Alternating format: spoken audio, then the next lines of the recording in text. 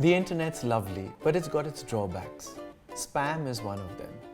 In fact, if this video was shared with you without your asking for it, it could be spam. You could stop the video right away. But if you're watching it because you choose to, let me tell you a little bit more about spam. Spam is junk mail messages or posts that you never asked for but were inflicted on you anyway, usually by someone who wants to sell you something. But before spam became spam, it was a food, a song, and even a computer program. When Britain experienced food shortages during World War II, it imported vast quantities of tinned meat called spam from the US. Originally, it was called Hormel spiced ham.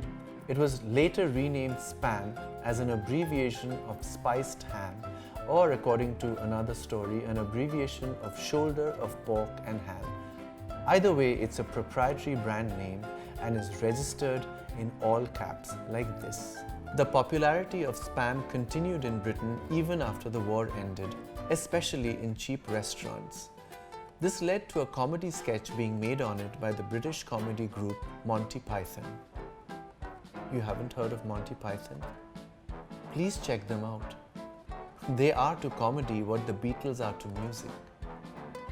Don't tell me you haven't heard of the Beatles either. What's the world coming to? Coming back to spam, Monty Python's sketch was about a cafe in which almost every dish contains spam.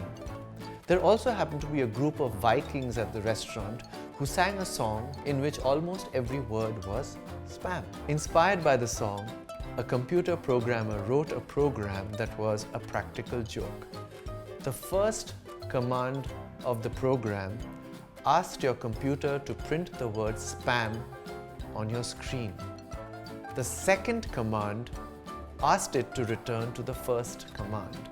So essentially, the lyrics of the Monty Python spam song got printed endlessly on your computer screen, which isn't something that you would want. By the early 1990s, anything unwanted on the internet started being called spam without using capital letters.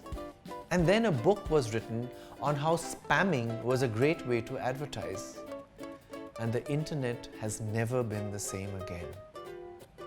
I'm the English Nut, and it's bye for now.